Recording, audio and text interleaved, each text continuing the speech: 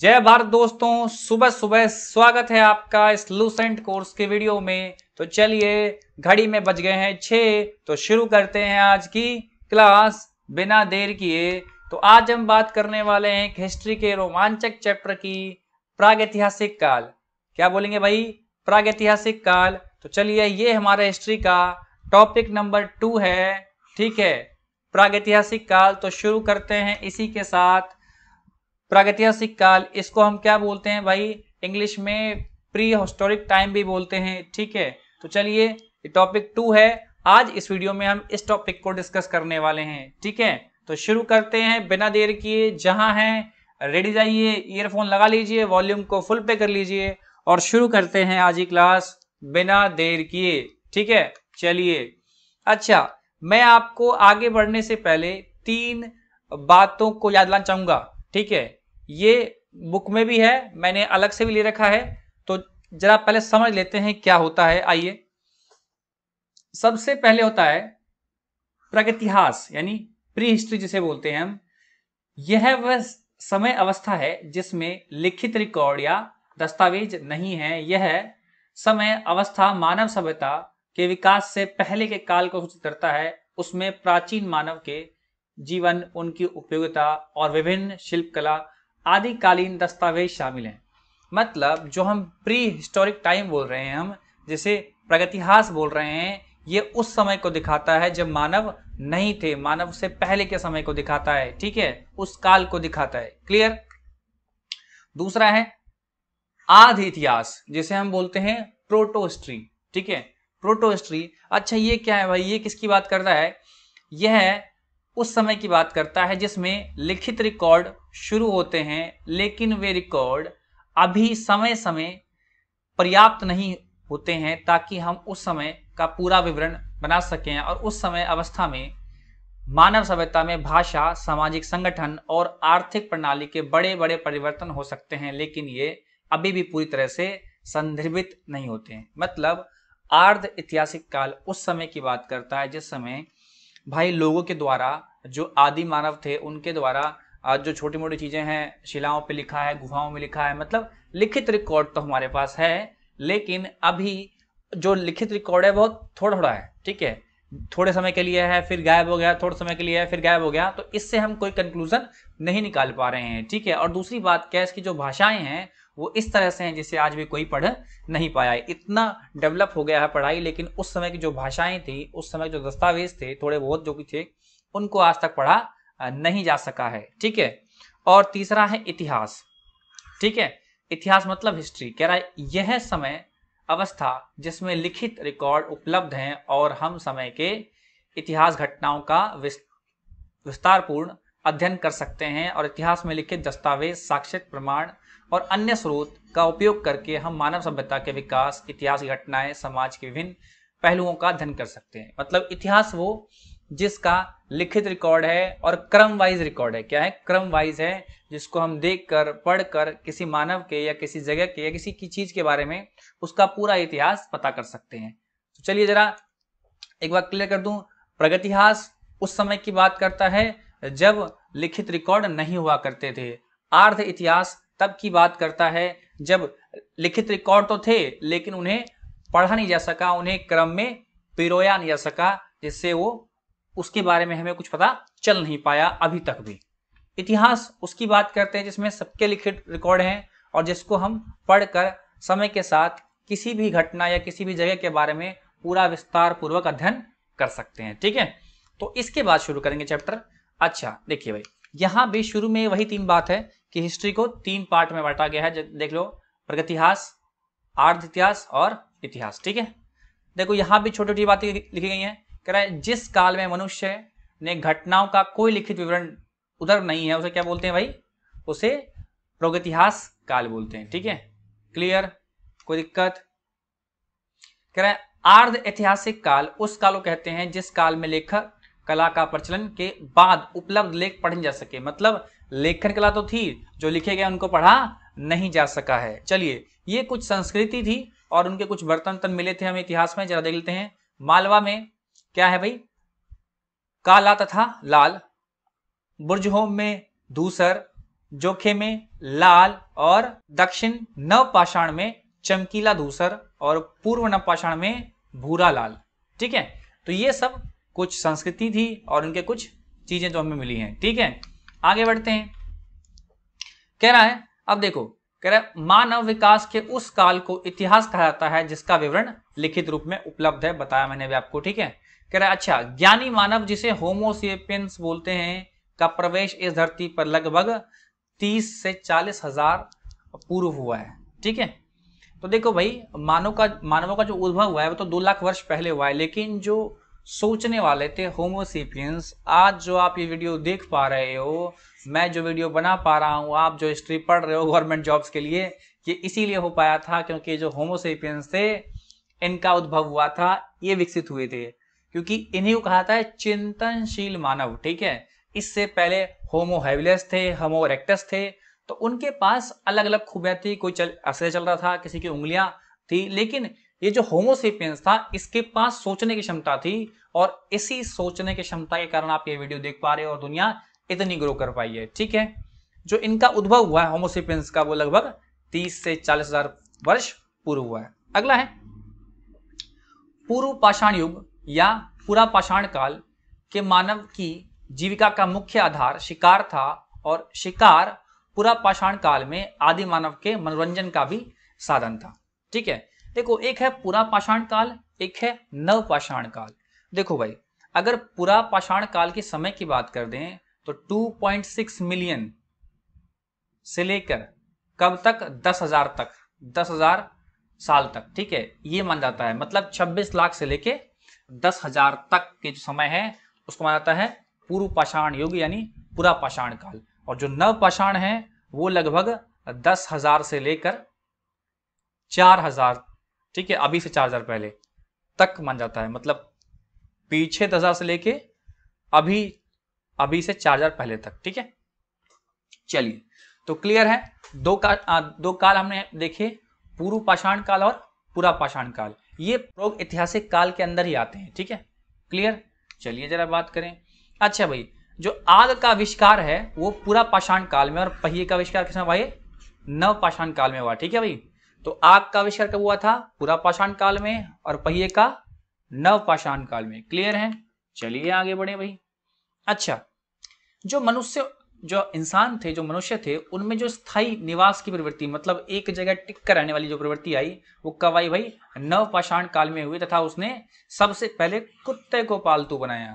ठीक है भाई, तो जो स्थायी प्रवृत्ति क्या होता है, पहले लोग क्या थे, घुमंतु प्रजाति की तरह थे। आज भी अगर आप लोग कभी कभी देखते होंगे कि रोडों के बगल में ढेर सारे हाथी, ऊंट लेके बहुत सारे लोग जा रहे होते हैं, तो वो क्या होते हैं, वो एक तरह की घुमंतु प्रजाति के लोग होते हैं, समय के साथ अपनी जगह बदलते रहते हैं, खाना और पानी की तलाश में। ठीक है, और ये क्या करते हैं कि कुछ महीने रहेंगे फिर चले जाएंगे।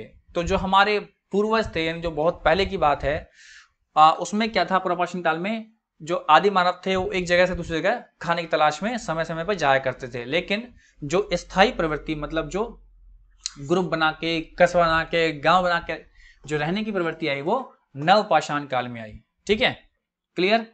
और आपको पता है सबसे पुरानी जो बस्तियों के साक्ष्य हैं वो भी 10,000 साल पुराने मिले हैं हमें, अगर आपने थोड़े हिस्ट्री पढ़ी आपको आइडिया होगा। देखो भाई, जो मनुष्य थे उन्होंने जो सर्वप्रथम जो धातु देखा, कौन सा भाई, तांबा। तांबा आप लोग को पता ही है, तांबे की तार होती है, कॉपर वायर। ठीक है, अच्छा, सबसे पहले उन्होंने ये धातु देखा, यानी प्रयोग किया इसका। ठीक है, और उसके द्वारा बनाया जाने वाला प्रथम औजार क्या था भाई, कुल्हाड़ी था। क्या था, कुल्हाड़ी था। कहां से प्राप्त हुआ भाई, प्राप्त स्थल जो था अतिरंपंकम था। ठीक है, जो जगह थी। बात करें कृषि का आविष्कार नव पाषाण काल में हुआ, और प्रागैतिहासिक अन्न उत्पादन स्थल मेहरगढ़ पश्चिम बलूचिस्तान में अवस्थित है। देखो, जो सबसे पहला जो अन्न उत्पादन का जो सोर्स मिला है, मतलब जगह मिली है जहां पे अन्न उपजाया जा सकता था, और जो सबूत मिले हैं अन्न के, वो कहाँ है भाई, मेहरगढ़ पश्चिम बलूचिस्तान के अंदर है। ठीक है, कृषि के लिए अपनाई गई सबसे प्राचीन फसल क्या है, गेहूं है। क्या भाई, गेहूं है, और जौ भी है। गेहूं है, गेहूं और जौ सबसे पुरानी फसलों में से आते हैं। ठीक है, लेकिन मानव द्वारा जो सर्वप्रथम प्रयुक्त अनाज है वो चावल है। याद रखना, जो फसल के लिए इस्तेमाल की गई थी वो थी गेहूं, लेकिन जो चावल ये क्या था, सबसे पहले इस्तेमाल में लाया जाने वाला अनाज था। ठीक है, तो गेहूं क्या है भाई, सबसे पुरानी प्राचीन फसल है, और चावल क्या है, जो वो यूज करते थे अनाज। ठीक है, बात करें तो भाई बताया कृषि का जो प्रथम उदाहरण है वो कहाँ है, मेहरगढ़ से प्राप्त हुआ है। अच्छा, कोल्डी हवा का संबंध चावल के प्राचीनतम साक्ष्य से है। किससे भाई, कोल्डी हवा का जो संबंध है वो चावल के प्राचीनतम साक्ष्य से है। ठीक है, कह रहा है भारत में पूर्व प्रस्तर युग के अधिकांश औजार स्फटिक यानी पत्थर के बने थे, और रॉबर्ट ब्रूस फुट पहले व्यक्ति थे जिन्होंने 1863 में भारत में पुरापाषाण कालीन औजारों की खोज की और पल्लव रमन नामक स्थान पर प्रथम भारतीय पुरापाषाण कालकृति की खोज की। तो भाई जो रॉबर्ट ब्रूस फुट थे 1863 में इन्होंने स्फटिक यानी पत्थर से बने औजार की खोज की, और कहां पर की भाई, तो खोज इन्होंने की कहां पर, पल्लव रमन नामक जगह पर की। ठीक है, क्लियर है। चलिए, कह रहा है भारत में मध्य पाषाण काल के विषय में जानकारी सर्वप्रथम 1867 में हुई, जब CL काल एल ने विंध्य क्षेत्र से लघु पाषाण उपकरण या जिसे माइक्रोलिथ्स बोलते हैं खोज निकाले, और भारत में मानव अस्थिपंजर मध्य पाषाण काल से ही सर्वप्रथम प्राप्त हुए हैं। अस्थिपंजर बोल रहे हैं हम माइक्रोलिथ्स को। ठीक है, क्लियर। तो सबसे पहले जो अस्थिपंजर मतलब जो हड्डियां होती हैं, मानव कंकाल होता है, कब मिला भाई, मध्य पाषाण काल मिला। और किसने खोजा भाई, CL काल एल ने। ठीक है, काल एल। ठीक है, कलाइल नहीं पढ़ेंगे दोस्तों। ठीक है, आइए, कह रहा है भारत में नवपाषाण कालीन सभ्यता का प्रारंभ ईसा पूर्व 4000 के लगभग हुआ था, मतलब 4000 ईसा पूर्व पहले हुआ था, कह सकते हो आप। ठीक है, क्लियर। तो नवपाषाण का जो समय था वो क्या था भाई, 4000 ईसा पूर्व पहले। क्लियर है। बात करेंगे भारत का सबसे प्राचीन नगर कौन सा भाई, भारत का सबसे प्राचीन नगर कौन सा है, मोहनजोदड़ो, और सिंधी में भाषा में जिसका अर्थ होता है मृत्यु का टीला। ठीक है, क्लियर। क्या असम में श्वेतांबु गिवन भारत में पाया जाने वाला पहला एकमात्र मानव कपी है, मतलब खोपड़ी इंसान की। ठीक है, कह रहा है इनाम गांव ताम्रपाषाण, ध्यान देना, इनाम गांव ताम्रपाषाण युग की एक बड़ी बस्ती है, और इसका संबंध जोरवे संस्कृति से। किससे भाई, जोरवे संस्कृति से है। कह रहा है भारत में शिवालक की पहाड़ियों से जीवाश्म का प्रमाण मिला है। जो भाई भारत में अभी जब बात करेंगे ज्योग्राफी के अंदर तो मैप की बात करेंगे, और मैप में आपको दिखा दूंगा मैं किसी दिन शिवालक की पहाड़ियां। ठीक है, तो वहां आपको जीवाश्म के प्रमाण मिले हैं। ठीक है, अब बात करेंगे भीमबेटक गुफा की। तो भाई ये रहा भीमबेटक गुफा, आप देख पा रहे हो इसको। कह रहा है पुरापाषाणिक आवासीय पुरास्थल है, यह आदि मानव द्वारा बनाए गए एक शैल चित्रों और शैल शिलाओं के लिए प्रसिद्ध है। इन चित्रों को पुरापाषाण काल के मध्य पाषाण काल के समय का माना जाता है, और ये चित्र भारतीय उपमहाद्वीप में मानव जीवन की प्राचीनतम चिन्ह है।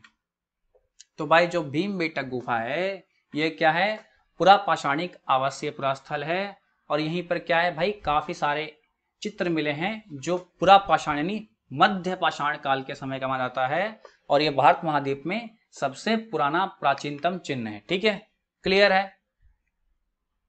अच्छा, कहां पर है ये भैया, तो यह है मध्य प्रदेश यानी एमपी के रायसेन जिले में स्थित है, और इसकी खोज 1957-58 के बीच में भीमबेटक क्षेत्र को भारतीय पुरातत्व सर्वेक्षण भोपाल मंडल ने अगस्त 1990 में राष्ट्रीय महत्व का स्थल घोषित कर दिया, मतलब इसको स्पेशल दर्जा दिया, मतलब देश के लिए इंपॉर्टेंट है। और बाद में जुलाई 2003 के अंदर यूनेस्को ने इसे विश्व धरोहर की घोषित कर दिया। ठीक है, आपने सुना होगा बड़ा यूनेस्को के बारे में। ठीक है, यूनेस्को वर्ल्ड हेरिटेज, काफी सुना होगा इसके बारे में। थोड़ा भी अगर ध्यान रखते हो, करंट वगैरह पढ़ते हो या हिस्ट्री वगैरह पढ़ते हो, आपको पता होगा कि काफी जीके में इसके बारे में बात की गई है। ठीक है, कह रहा है भारत में मनुष्य संबंधी सबसे जो पहला प्रमाण है वो नर्मदा नदी में मिला है। जो भाई मनुष्यों का जो सबसे पहला प्रमाण है वो कहाँ मिला है? नर्मदा नदी से मिला है। क्लियर है? बात करेंगे एक नोट की, तो भाई देखो कह रहा भारतीय नागरिक सेवा के अधिकारी रिजले प्रथम व्यक्ति थे जिन्होंने प्रथम मतलब पहली बार वैज्ञानिक आधार पर, ठीक है, भारत की जनसंख्या का प्रजातीय विभेदीकरण किया। अच्छा, विभेदीकरण क्या होता है? डिस्क्रिमिनेशन, मतलब कह सकते हो आप भेदभाव, ठीक है, नकारात्मक तरीके से किए गए भेदभाव को क्या कहते हैं? विभेदीकरण कहते हैं, या सीधा सा वर्ड है इंग्लिश में इसके लिए डिस्क्रिमिनेशन। ठीक है, क्लियर? जैसे सुनते हैं ना जाति के आधार पर हम करते हैं भेदभाव, तो ये भी क्या एक तरह का भेदभाव है, यानी डिस्क्रिमिनेशन है। क्लियर? तो भाई कौन था? भारतीय सेवा, जिसे आप बोलते हो आईएएस बोलते हो आप, भारतीय सेवा के अधिकारी रिजले प्रथम व्यक्ति जिन्होंने पहली बार वैज्ञानिक आधार पर जो भारत की जो जनसंख्या है, जो लोगों हैं, उनकी प्रजाति यानी जाति के आधार पर विभेदीकरण किया। ठीक है, तो ये था हमारा प्रागैतिहासिक काल का टॉपिक। इसमें इतना ही था। उम्मीद करता हूं आप लोग को मजा आया होगा। तो चलिए, आप हमें फॉलो कर सकते हैं ट्विटर, इंस्टाग्राम, फेसबुक और टेलीग्राम पर। तो भाई ज्वाइन कर ही लीजिए टेलीग्राम पर।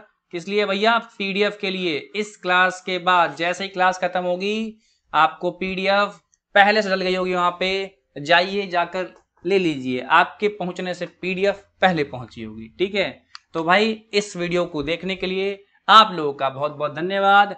इस वीडियो को चाहें तो अपने दोस्तों के साथ शेयर कर सकते हैं, और शेयर बिल्कुल कीजिएगा यार, बहुत मेहनत लग रही है आप लोगों के लिए वीडियो बनाने में। तो शेयर करने से हमें मोटिवेशन मिलेगी, और इस वीडियो को रोज लाइक किया कीजिए, ताकि चले पता कि आप लोग को मजा आ रहा है, हमारी मेहनत सफल हो रही है।